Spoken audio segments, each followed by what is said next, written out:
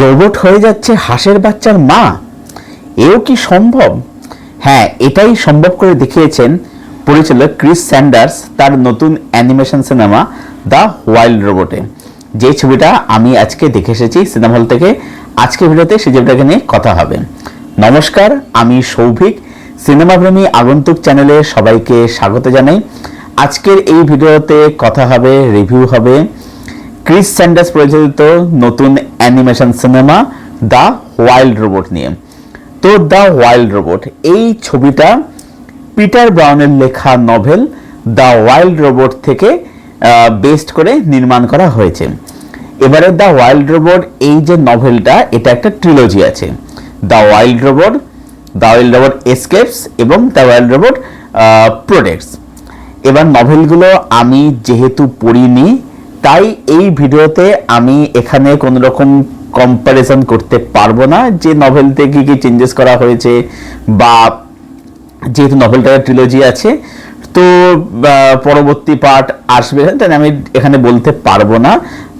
আমি শুধুমাত্র একদম স্ট্যান্ডঅ্যালোন হিসাবে দ্য ওয়াইল্ড রোবট সিনেমাটাকে নিয়ে রিভিউ করব, কথা বলবো। দ্য ওয়াইল্ড রোবট এই ছবিটা হচ্ছে পরিচালক ক্রিস স্যান্ডার্স।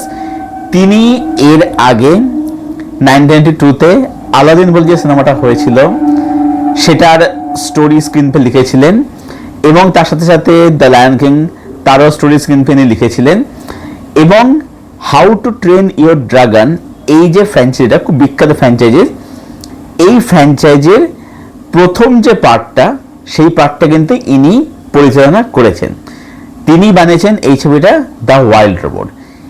এই ছবির মধ্যে আমরা গল্প হিসাবে দেখতে পাচ্ছি যে একটা রোবট, একটা মেয়ে রোবট যার নাম হচ্ছে রোজাম 7134, সে একটা জঙ্গল ভর্তি একটা দ্বীপে গিয়ে পৌঁছাচ্ছে, মানে কোনোভাবে সে চলে যায় দ্বীপটার মধ্যে, এবং সেই দ্বীপে একদিন তার কাছে একটা হাঁসের ডিম আসছে, মানে সে পাচ্ছে।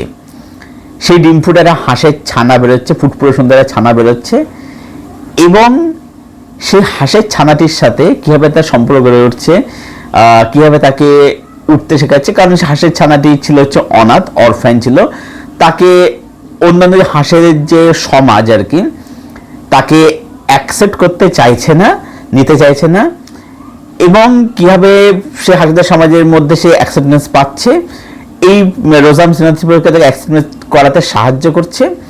এই নিয়ে হচ্ছে গল্প। এবং তার সাথে সাথে এই যে জঙ্গলটা, সেখানে বিভিন্ন ধরনের প্রাণী রয়েছে, বন্য প্রাণী রয়েছে, তাদের সাথে কেবল একটা বন্ডিং সম্পর্ক গড়ে উঠছে। এই নিয়ে হচ্ছে এই ছবির গল্প। এবারে এর গল্প জানতে গেলে নিকটবর্তী সিনেমা হলে গিয়ে ছবিটা তুমি অবশ্যই দেখে ফেলো।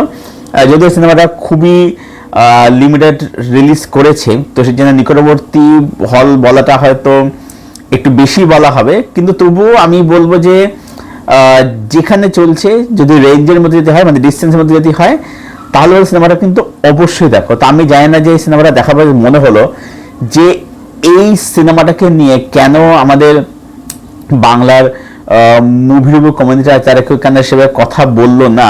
ঠিক আছে, আমি সেটা জানি না, হতে পারে অনেকে দেখা, হতে পারে অনেকে হয়তো রেঞ্জের মধ্যে হয়তো হয়নি, সেটা হতেই পারে, কিন্তু আমার মনে হয় যে এটা নিয়ে কথা বসে বলা উচিত। এক কথা আমি দেখলাম যে হিরেমতি স্বর্ণজ্যোতি থেকে স্বর্ণজ্যোতি এই ছবিটাকে নিয়ে কথা বলেছে, এছাড়া বাইরের থেকে ক্রিস টাকম্যান কথা বলেছে, প্রতীক বরাদের কথা বলেছে, আমি ক্রিস্টার ভিডিওটা দেখেছি আর কি। তো ছবিটা আমি সব প্রশংসা খুব শুনছিলাম, ছবিটা আমি সবাই খুব ভালো ভালো বলেছে। তাই আমি দেখলাম ছবিটার মধ্যে কী এমন আছে, ছবিটা আমি দেখলাম এবং সত্যি বলছি ওটা দেখে সত্যি মুগ্ধ হয়ে গেলাম। ছবিটার মধ্যে আমার কাছে নেগেটিভ দিক একেবারে নেই বললেই চলে, তাই শুধুমাত্র পজিটিভ দিক নিয়ে ভিডিওর মধ্যে আজকে আলোচনা হবে। প্রথম হচ্ছে যে এই ছবিটার মধ্যে এমন নয় যে খুব বিশাল কিছু তামঝাম রয়েছে, মানে এমন না যে স্ক্রিন প্লে খুব খেলেছে, হ্যান ত্যান কিচ্ছু না। আমাদের এখানে একটা কনসেপশন আছে, মিসকনসেপশন আছে যে অ্যানিমেশন মানে সেটা বাচ্চাদের জন্য। এটা কিন্তু ভুল কথা, ঠিক আছে, এটা কিন্তু ভুল কথা। আমাদের এখানে এমন কিন্তু মিসকনসেপশন, যেমন হচ্ছে যে কমার্শিয়াল সিনেমা মানে সেটা হচ্ছে ননসেন্স, সেটা এখনো কমার্শিয়াল না। কেন কমার্শিয়াল এগুলো কেউ দেখে? আমাকে অনেকে জিজ্ঞেস করে যে এগুলো দেখতে ভালো লাগে। আমি তাদের জিজ্ঞেস করি যে খারাপটা লাগবে কি জন্য, মানে এক হয় যে কমার্শিয়াল সিনেমা বলে খারাপ লাগতে হবে, নাকি কমার্শিয়াল সিনেমার মধ্যে তার প্রেজেন্টেশনটা ভালো হচ্ছে না বলে সেই জন্য আমার খারাপ লাগতে হবে, খারাপ লাগার কারণটা কি? তো আমি কিন্তু উত্তর খুঁজে পাই না।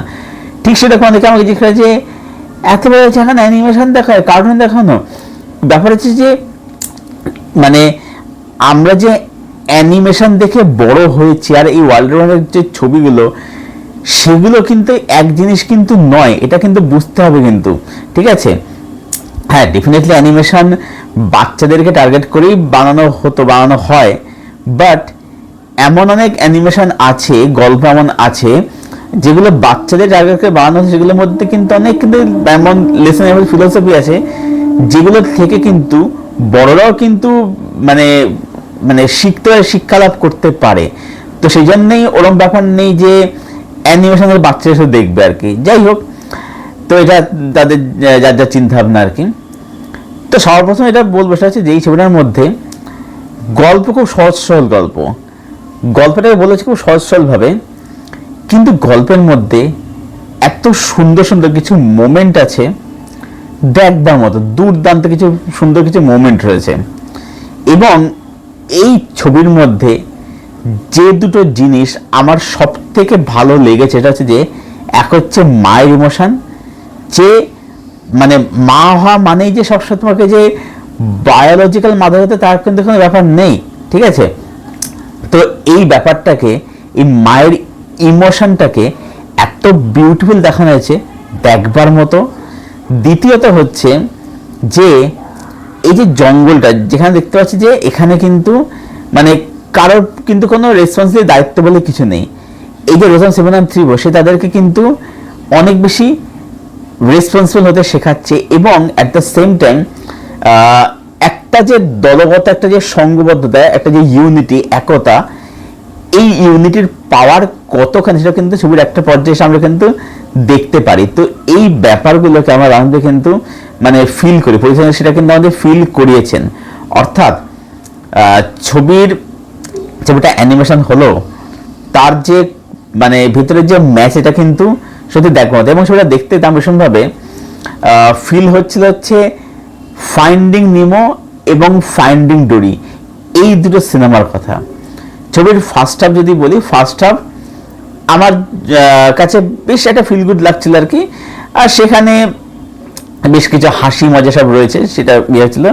ইন্টারভ্যাল ব্লকটা ভালো, যদি মানে যেহেতু ভালো ইন্টারভ্যাল তো হয় না, কিন্তু যেখানে শেষ হচ্ছে আর কি আমাদের এখানে শেষ হয় আর কি, ইন্টারভ্যাল ব্লকটা কিন্তু বেশ ভালো। সেকেন্ড হাফ ছবিটা কিন্তু বেশ সুন্দর, আরও ভালো লাগে। হ্যাঁ, একইভাবে বলতে যে সেকেন্ড হাফে মিড হয়ে ছবিটার মধ্যে একটা ড্রপ আসে। এবার ব্যাপারটা যেখানে বুঝতে হবে যে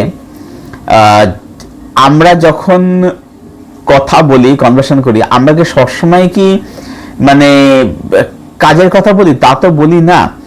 বা অনেক বলতে যে এখানে ক্যারেক্টার অনেক সময় নানা রকম ক্যারিকেচার করছে, এই করছে, আমরা জিনিসপত্র করছে, এটা অনেকের মনে হতেই পারে। বাট এখানে আসলে বলবো ট্যারেন্টিনোর সিনেমা পাল্প ফিকশন যখন দেখবে একদম প্রথম যে শটটা দেখবে, যখন স্যামুয়েল এল জ্যাকসন আর জন যখন মার্ডার করতে যাচ্ছে, দেখবে তারা নানা রকম না রাবিশ বকতে যাচ্ছে, এমন না তারা ওই টপিক নিয়ে কথা হয়ে যায় সিনেমার বিষয়ে, সেই বিষয় নিয়ে কথা, তা কিন্তু নয়, ঠিক আছে? কারণ আমরা রিয়েলি সবসময় আমরা কিন্তু মানে যে সবসময় কাজের কথা তা কিন্তু আমরা কিন্তু এরকম অপ্রয়োজনীয় রাবিশ কিন্তু বকি, আমরা কিন্তু এটা কিন্তু করে থাকি আমরা, সেটাকে পরিচিত এখানে দেখেছেন। সুতরাং সেটাকে আবার নেগেটিভ দিকে আমি মানে বলতে আমি রাজি নই আর কি। এবং ছবিটা শেষ হচ্ছে আর দারুণ নোটে, সুন্দর ইমোশনাল নোটে শেষ হচ্ছে, ইমোশনাল এবং তার সাথে হ্যাপি দুটোই বলা যায় আর কি। মানে যখন ছবিটা শেষ হয় মুখে হাসি চোখে জল দুটোই কিন্তু থাকে, এত সুন্দর জিনিস ডিজাইন করেছে। এবং ছবিটা একদম টু দ্য পয়েন্ট চলে, লেংথ মাত্র 1 ঘন্টা 41 মিনিট, ভীষণ সুন্দর। তার সাথে ছবির মধ্যে দুটো গান রয়েছে, এত সুন্দর গানগুলো শুনতে, এই গানগুলো যেমন শুনতে দারুণ লাগে, গানের কথা যেমন সুন্দর, এবং গানগুলো যেভাবে প্লেস করা হয়েছে, তার যে গানগুলোর মধ্যে যে মোমেন্টগুলো দেখতে হয় সেগুলো কিন্তু সত্যি ভীষণ সুন্দর লাগে, দারুণ লাগে আর সেই এগুলো দেখতে। আর শেষে একটা ক্রেডিট সিন আছে, এটা মানে অতটা ইম্প্যাক্টফুল বলে আমার মনে হলো না, দেখতে পারো, তাহলে নাও দেখতে পারো। যারা ছোট্ট একটা ক্রিটিসিজম শেষে ছবিটার মধ্যে রয়েছে আর কি। ছবিটা আমাদেরকে অনেক কিছু না শেখানো, দেখায় লাইফ সম্বন্ধে। সেটা দিকে দেখা যায় মায়ের ইমোশন, একটা হচ্ছে যে দলগত ইউনিটি বা দলগত একতা আর কি। ঠিক আছে, এটা অনেক কিছু ছবিটা আমাদের দেখানো কিছু শেখায় আর কি। ছবিটা শেষ হয় শেষের দিন, এটা এত সুন্দর, এত ইমোশনাল হয়ে যায়, ভীষণ সুন্দর। চরিত্রগুলো দারুণভাবে লেখা হয়েছে, খুব সুন্দর, খুব সুন্দর লাগে, দারুণ লাগে। এবং যেটা আমি ফিল পাওয়া যাচ্ছে how to train the dragon এর একটা, মানে how to train the dragon কি দেখেছিল ওখানে, এই যে ড্রাগনটা যে ছিল আর কি, ড্রাগনটা সবাই খারাপ বা নেগেটিভ ভাবতো, কিন্তু হিকাপ সে কিন্তু ড্রাগনটার সঙ্গে কিন্তু বন্ধুত্ব করে আর কি। ঠিক আছে, তো সেটাই কিন্তু এখানে মানে দেখতে পাই যে আমরা কাউকে হয়তো খারাপ ভাবছি, আমাদের মনে হচ্ছে খারাপ, কিন্তু আমরা কিন্তু তার সাথে কিন্তু মিশে দেখছি না যে অ্যাকচুয়ালি সে পার্সনটা কীরকম, সে ক্যারেক্টারটা কীরকম, এটা দেখি না। কিন্তু আমরা কিন্তু মানে জাস্ট যে তার মধ্যে একটা খারাপ দিক আমরা দেখেছি, আমরা সেই খারাপ দিকের ভিত্তিতে আমাকে তাকে কিন্তু জাজ করি আর কি। এটা কিন্তু আমাদের একটা স্বভাব রয়েছে, সেটা কিন্তু এসবের মধ্যে দেখানো হয়েছে আর কি। তো সব মিলিয়ে বলবো যে দ্য ওয়াইল্ড রোবট এটা ভীষণ সুন্দর সিনেমা, এবং আমার মতে এই ছবিটা ডেফিনেটলি অ্যানিমেশন বিভাগে কিন্তু এটার অস্কার অবশ্যই কিন্তু পাওয়া উচিত। অস্কার হোক, গোল্ডেন গ্লোব, বাফটা, যাই হোক না কেন, এই ছবিটা কিন্তু অস্কার কিন্তু অবশ্যই পাওয়া উচিত। মানে ফাইন্ডিং নেমো যদি পায় অস্কার, তাহলে এই ছবিটা কিন্তু অস্কার অবশ্যই ডিজার্ভ করে।